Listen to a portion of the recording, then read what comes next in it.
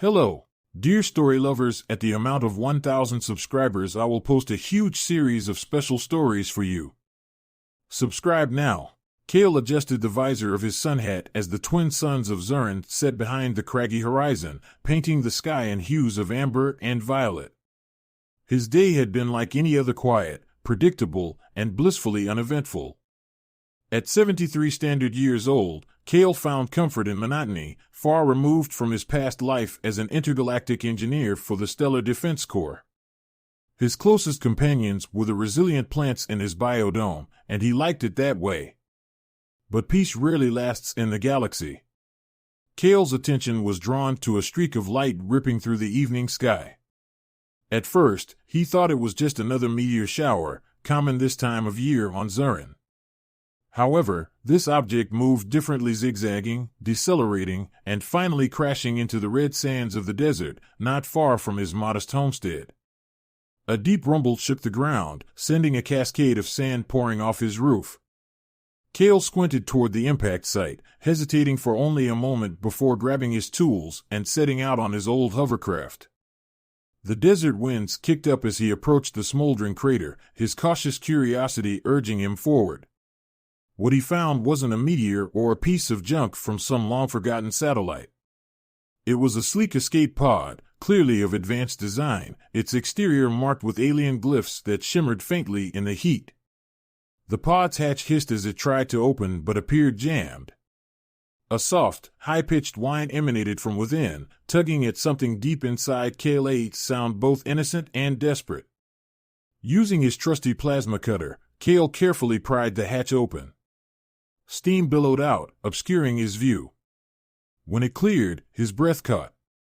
Curled up inside was a creature unlike anything he had ever seen. It was small, no larger than a house cat, with scales that glowed softly in hues of turquoise and gold. Its wings, though folded tightly against its body, were delicately translucent, catching the faintest light.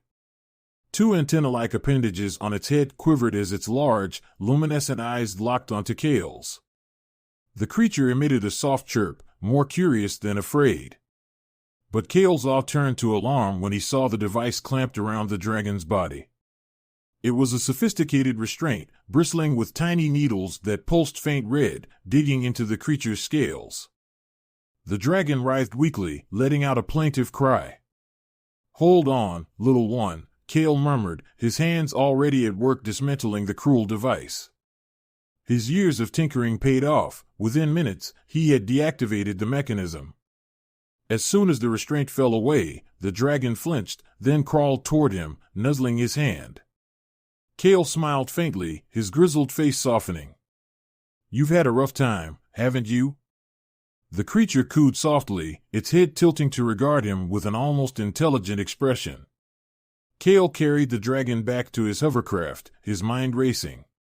He couldn't leave it out here in the harsh desert. It was too fragile, too vulnerable. But as he loaded the creature onto the seat beside him, he noticed something that sent a chill down his spine. A beacon embedded in the restraint device was blinking a distress signal. Someone, somewhere, was looking for this dragon. And judging by the sinister design of the trap, they weren't coming with good intentions. As Kale sped back to his homestead, the dragon nestled against him, letting out a contented hum. He glanced down at it, a mix of awe and trepidation filling his chest. "I don't know who you are or where you came from," Kale said, his voice gruff but kind. "But it looks like you're staying with me for now. We'll figure it out together." The dragon chirped in agreement, its glowing eyes watching him with trust. Kale didn't know it yet, but saving this small creature would set into motion events that would change the galaxy forever. The tranquility of Zurin was shattered 2 nights later when Kale spotted the first sign of trouble. It started as a faint hum in the distance, barely audible over the soft whistling of the desert winds. Kale, ever the cautious engineer, stepped outside his homestead, scanning the starlit sky with a pair of high-powered binoculars. Hovering low on the horizon was a sleek, black starship. Its design was predatory, all sharp angles and matte surfaces that absorbed light rather than reflected it. Kale's stomach tightened. He recognized the model immediately. It was a Vortec Hunter-class ship, designed specifically for tracking and capturing elusive targets. They were already here. Inside his workshop, Nyx was perched atop a cluttered workbench, nibbling on a piece of synthetic protein Kale had crafted for her. The baby dragon had regained much of her strength, her once timid demeanor now replaced with playful curiosity. She chirped happily as Kale entered, oblivious to the danger approaching. "We've got company," Kale muttered, his voice grim. He pulled open a dusty cabinet and retrieved an old blaster, its surface worn from years of disuse. Nyx tilted her head, sensing his tension, and let out a worried trill. Kale knelt beside her, his calloused hand gently stroking her iridescent scales. "Listen, little one. These aren't the kind of folks you want to meet. We need to leave. Fast." The arrival Kale's preparations were interrupted by the roar of engines overhead. The Vortex ship descended swiftly, its landing gear kicking up clouds of red sand as it settled just outside his homestead. A boarding ramp extended, and 3 figures emerged, humanoids clad in armored suits, their faces obscured by mirrored visors. Each carried a weapon slung across their shoulders. Kale recognized the emblem emblazoned on their shoulders, a jagged claw, the mark of the Vortex Hunters. They were infamous throughout the galaxy for their ruthless efficiency in capturing rare and valuable creatures, no matter the cost. Kale Orvin, one of them called out, their voice amplified by a built-in speaker. "We know you've got something that doesn't belong to you. Hand over the creature, and we'll make this quick." Kale's mind raced.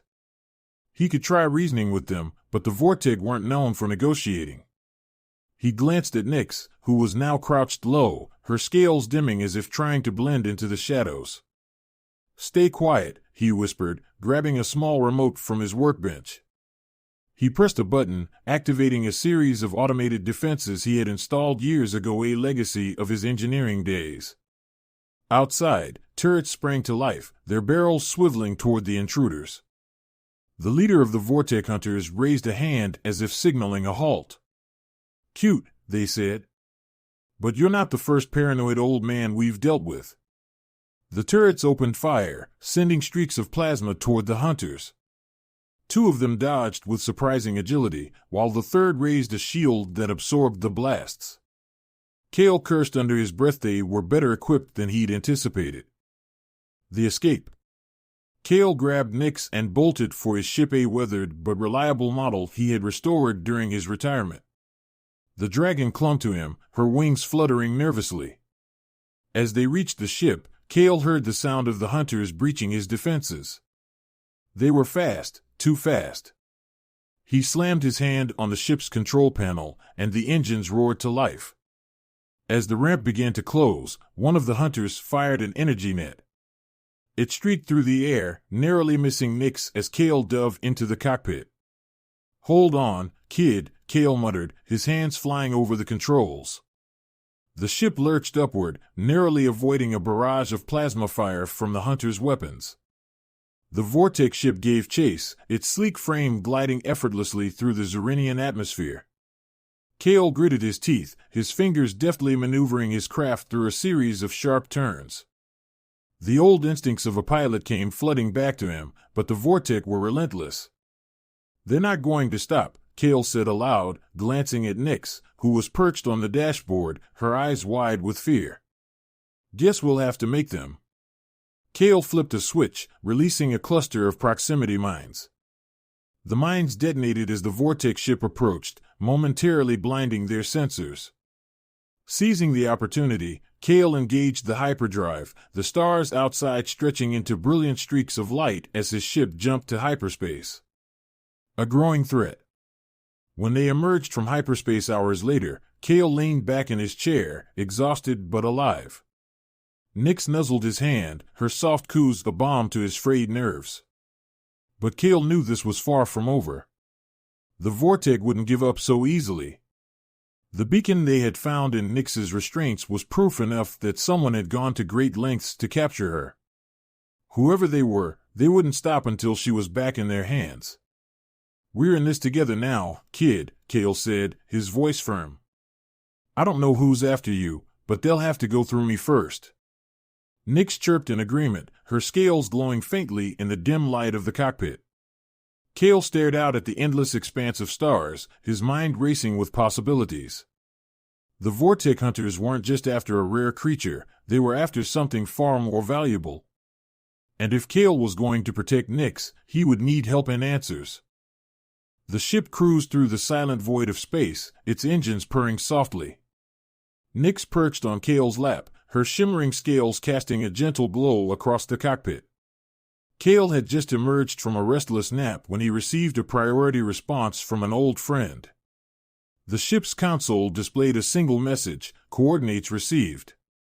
Come quickly. This is bigger than both of us. Lyra Kale punched in the coordinates, and the ship's autopilot adjusted their course.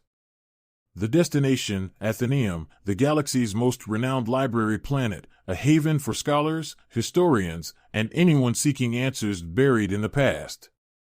If anyone could explain what Nyx was and why she was so fiercely hunted, it was Lyra. Arrival at Athenaeum, the ship broke through Athenaeum's orbit, greeted by a breathtaking view of its surface, a shimmering network of crystalline cities connected by ribbons of light, surrounded by lush green forests and tranquil oceans. Kale guided the ship to a docking port nestled within one of the towering spires. As he disembarked with Nyx tucked under his arm, Kale felt the familiar pull of nostalgia. He had visited Athenaeum many times during his days in the Stellar Defense Corps, but now, the towering halls of knowledge felt more intimidating than ever. Lyra awaited him at the entrance to the Grand Archive. She was as Kale remembered, sharp-eyed, her auburn hair streaked with gray, and dressed in the simple robes of an Athenaeum scholar. She smiled wryly at the sight of him. You look like you've been running from a black hole, she said, gesturing to his rumpled clothes and weary expression. Her eyes then fell on Nyx, and her smile faltered. Is that? It is, Kale replied, stepping closer. And I need your help. The revelation in the quiet sanctity of Lyra's study, Kale recounted everything, finding Nyx, the Vortic hunters, and the distress beacon embedded in the restraints. Lyra listened intently, her expression darkening with every detail. When Kale finished, she rose and began pulling ancient tomes and holographic data scrolls from her shelves. I've read about creatures like Nyx before, Lyra said, placing a large, leather-bound tome on the table. She opened it to a page depicting a majestic dragon, its wings spread wide, hovering over a planet that looked suspiciously like a younger version of Athenaeum. They're called celestial dragons. Rare beyond imagination, but they're not just creatures, there's something much more.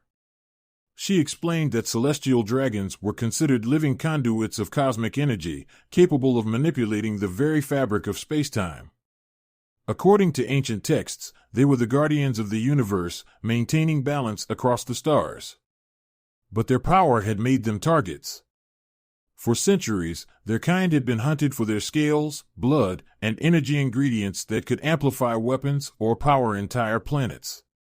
Nyx isn't just valuable, Lyra said, her voice hushed. She's essential.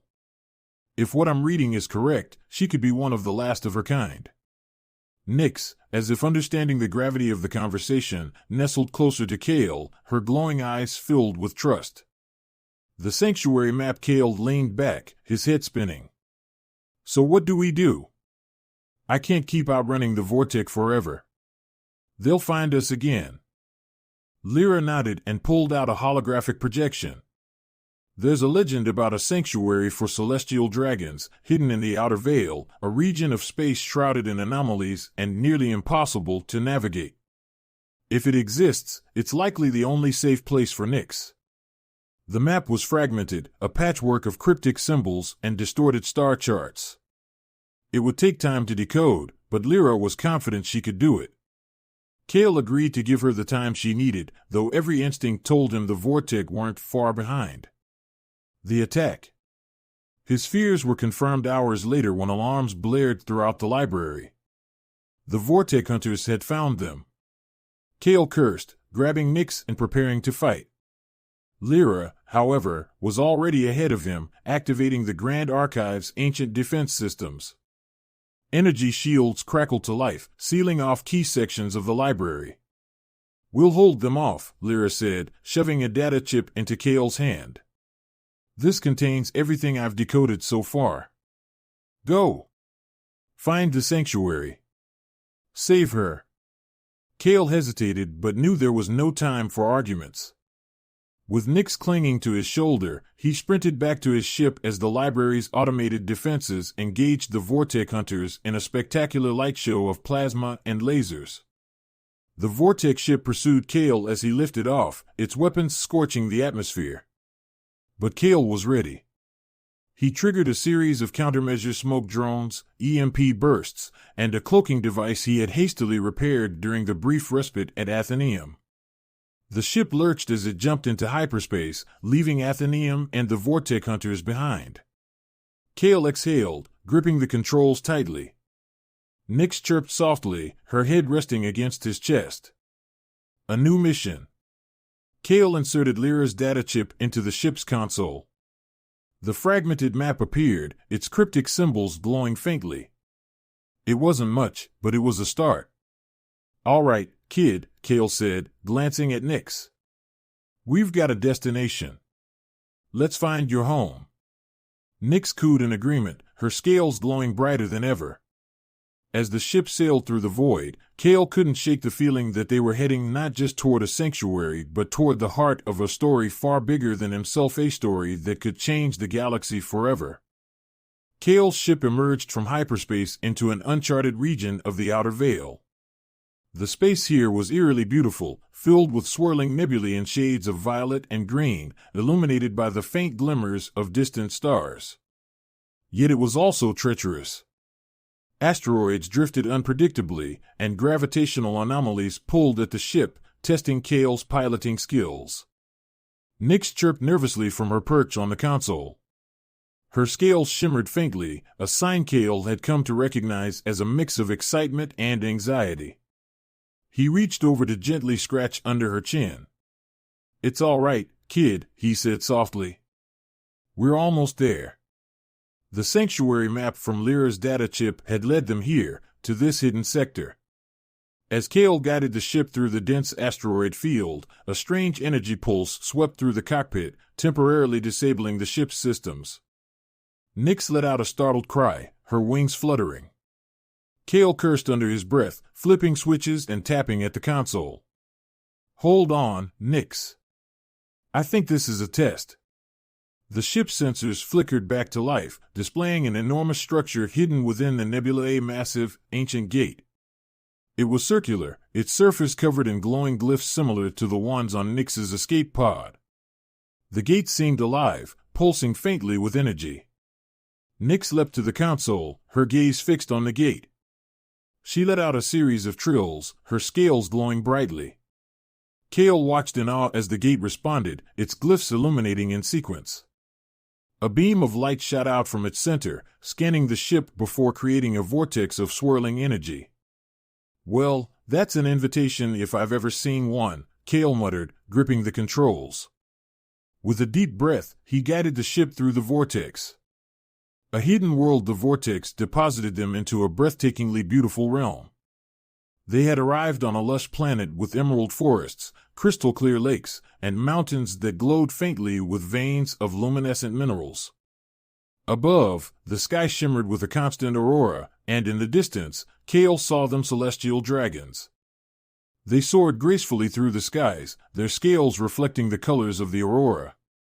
Some were as large as starships, while others were no bigger than Nyx. Kale's jaw dropped as he guided the ship to a soft landing in a meadow teeming with bioluminescent flowers. As soon as they disembarked, Nyx took off, her wings flapping excitedly as she chirped toward the other dragons. A group of smaller dragons flew down to greet her, their movements curious but welcoming. Kale watched with a mixture of pride and sadness. He knew this was where she belonged. But before he could process the moment fully, a shadow passed overhead. Kale looked up to see a massive dragon descending toward him. It was easily the largest he'd seen, its scales a deep cobalt blue, streaked with gold. Its eyes, ancient and wise, regarded him with intense curiosity. The dragon landed gracefully and lowered its head, its voice resonating not through sound but directly in Kale's mind. "You have brought one of our lost children home." Kale stumbled back in surprise, but quickly composed himself. "She found me," he replied, his voice trembling. "I just helped her." The dragon tilted its head, its glowing eyes narrowing slightly. "You did more than help. You defied the hunters and risked your life. For that, you have our gratitude." A galactic revelation. As the dragons gathered, Kale noticed something extraordinary. Their presence seemed to affect the very fabric of the planet. The air felt charged with energy, and the ground beneath his feet seemed to hum softly. The Cobalt Dragon explained that this planet was the sanctuary of their kind, a place hidden from the rest of the galaxy by a powerful cloaking field that could only be activated by their energy. But the sanctuary was not just a home. It was also a source of immense power, a conduit through which the celestial dragons maintained balance in the galaxy. The Cobalt Dragon revealed that the dragons had once been protectors, ensuring the stability of cosmic forces. Their near extinction had disrupted that balance, leading to increased chaos across the galaxy, fiercer solar storms, collapsing wormholes, and even more aggressive interstellar wars. Nyx, the dragon explained, was special. As one of the youngest of their kind, she carried the latent ability to amplify the sanctuary's energy, potentially restoring balance if given the chance to grow and learn. Kale processed the revelation with a heavy heart. "If the Vortex find this place," he began. "They will not," the Cobalt Dragon interrupted. "But they will not stop hunting. Not while their greed blinds them to the destruction they cause. We must act." A hero's decision. Kale was torn. He wanted nothing more than to protect Nyx and the sanctuary, but he was just one man. "What can I do?" he asked. "I'm no warrior." The dragon's eyes glinted with something like amusement. "You are more than a warrior. You are a builder. You have the knowledge to create and the courage to act. We will lend you our strength, and together, we will ensure this sanctuary remains safe." Over the next few days, Kale worked tirelessly with the dragons, using his engineering skills to create a series of planetary defenses.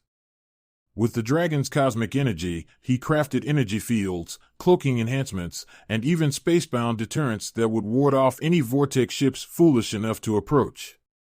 Nyx remained close by his side, her curiosity making her both a helper and a distraction. As the days turned into weeks, Kale felt a sense of purpose he hadn't experienced in years. Shocking the galaxy.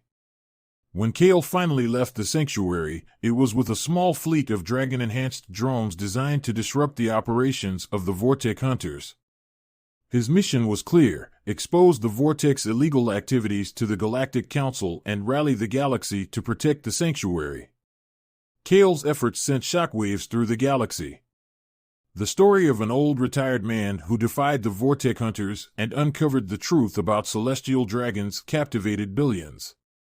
Governments and independent systems began imposing sanctions on the Vortex, while others offered resources to aid Kale's cause. Back at the sanctuary, Nyx grew stronger each day, her bond with the other dragons deepening. She never forgot Kale, though, and every time he returned to visit, she greeted him with an excited trill and a flash of her glowing scales. Kale, once a forgotten man on a desolate planet, had become a hero, a symbol of what one person could do when they chose to stand up for what was right. Together with the celestial dragons, he had not only protected a hidden world, but had reminded the galaxy of the importance of balance, compassion, and courage. As Kale watched Nyx soar with her kin, he knew one thing for certain: his adventure had changed not just his life, but the fate of the galaxy itself.